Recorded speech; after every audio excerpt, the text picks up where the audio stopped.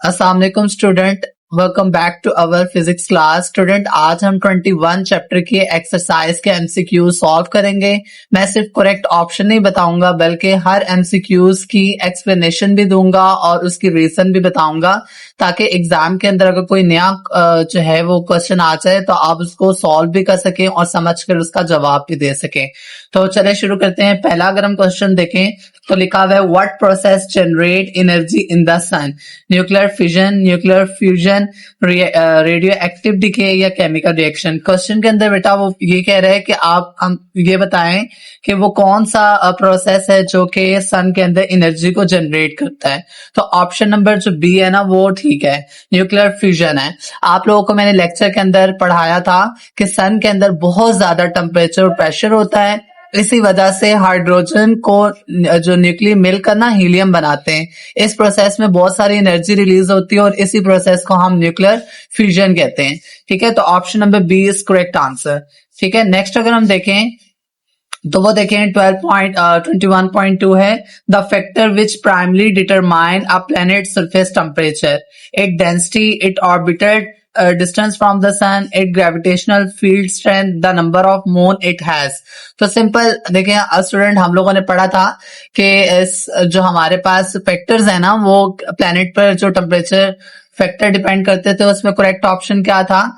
It's orbital distance from the सन।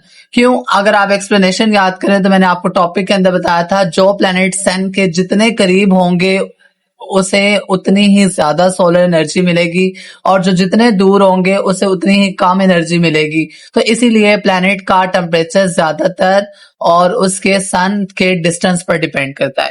तो यहाँ पर करेक्ट ऑप्शन नंबर बी सही है कि orbital distance from the sun. Option number next 21.3 पर चलते हैं। कह रहा है what is the primary reason cyclones from our warm oceans water? The presence of strong winds, the high atmospheric pressure, the rising of warm moist air creating low pressure, the gravitational pull of the moon.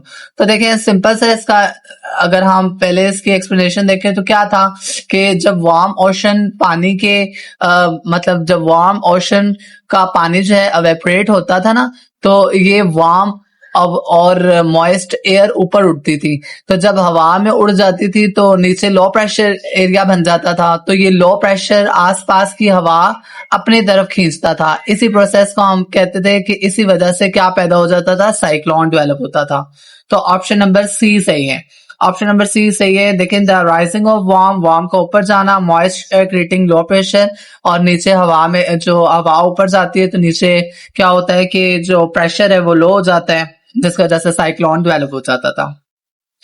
Next अगर देखें तो नीचे हमारे पास 21.4 कह रहा है which of the following gas contribute the most to global warming? तो देखें सबसे ज्यादा ग्लोबल वार्मिंग किस गैस की वजह से होती थी? तो वो कार्बन डाइऑक्साइड है। किस तरह से? ये देखें हमने देखा था, हमने पढ़ा भी था कि ये अर्थ से निकलने वाली हीट को एटमॉस्फेयर में ट्रैप कर लेती थी, रोक लेती थी, जिसकी वजह से अर्थ का टेम्परेचर धीरे धीरे क्या करता था? इंक्रीज करना शुरू हो जाता था। ठीक है, तो ये हमारे एटमॉस्फेयर के अंदर सबसे ज्यादा क्या है? कार्बन डाइऑक्साइड है। और आपने ये पढ़ा हुआ है कि कार्बन डाइऑक्साइड देखो फैक्ट्रीज से निकल रहा है, गाड़ियों के धुआं से निकल रहा है। ठीक है, तो सबसे ज्यादा हमारे एयर के अंदर जो है वो कार्बन डाइऑक्साइड गैस है। तो और वो जो है गैस जो है वो सबसे ज्यादा एनर्जी को, सबसे ज्यादा हीट को ट्रैप करती है, रोक के रखती है, जिसकी वजह से हमारा जमीन का टेम्परेचर भी बढ़ता रहता है और ग्लोबल वार्मिंग भी इंक्रीज करता रहता है। तो नेक्स्ट अगर हम देखें 21.5 को अगर हम देखें तो कह रहा है how does the Coriolis effect influence the cyclone? It पहला ऑप्शन है it causes cyclone to spin in opposite direction a different hemisphere, it strength cyclones over land, it prevents warm air from rising, it stop the formation of low pressure area. तो अगर आप याद करें तो मैंने आपको topic के अंदर पढ़ाया था कि अर्थ अपने एक्सिस पर ही रोटेट करती है, तो इसी रोटेशन की वजह से क्या होता था? कोरियलिस इफेक्ट पैदा होता था। तो नॉर्थन हेमिस्फीयर में साइक्लोन एंटी क्लॉकवाइज घूमता है और साउथर्न अगर हेमिस्फीयर की बात करें तो साइक्लोन से क्लॉकवाइज घूमता था। तो यही कोरियलिस इफेक्ट का काम है। तो हम यहाँ पर ऑप्शन नंबर ए को कहेंगे। क्यों? It causes cyclone to spin in opposite direction. Cyclone क्या करता है? ऑपोजिट डायरेक्शन में स्पिन करता है। ठीक है, डिफरेंट हेमिस्फीयर के साथ। साउथर्न में डिफरेंट डायरेक्शन होती है और नॉर्थर्न के अंदर डिफरेंट डायरेक्शन होती है। तो ऑप्शन नंबर ए जो है ना वो करेक्ट ऑप्शन है। ठीक है, नेक्स्ट अगर हम चलें तो 21.6 की तरफ, तो इसके अंदर वो क्या कह रहा है, a major cause of rising sea level is, के सी लेवल की मेजर कॉज क्या है, वजह क्या है। तो देखें ऑप्शन है जी हमारे पास increase volcanic activities, the earth moving closer to the sun, melting glaciers and ice sheet, या decrease solar radiations। तो अगर आपको याद हो तो मैंने आपको बताया था कि ग्लोबल वार्मिंग की वजह से ग्लेशियर और पोलर आइस मेल्ट होने लगती है, तो ये पानी ओशन में शामिल हो जाता है, इसी वजह से सी लेवल धीरे धीरे क्या होता है, ऊपर आना शुरू हो जाता है। तो ऑप्शन नंबर सी मेरा ख्याल है बिल्कुल ठीक है, melting glacier and ice sheet. ठीक हो गया। तो हमने देखें, हम जब चैप्टर के अंदर पूरा पढ़कर आए हैं, कॉन्सेप्ट क्लियर करके आए हैं, तो फिर ये चीजें आपको पता होनी चाहिए। वैसे तो एमसीक्यूज आपको खुद सॉल्व करने चाहिए, बट फिर भी बच्चे नहीं कर पाते, पता नहीं क्या वजह है।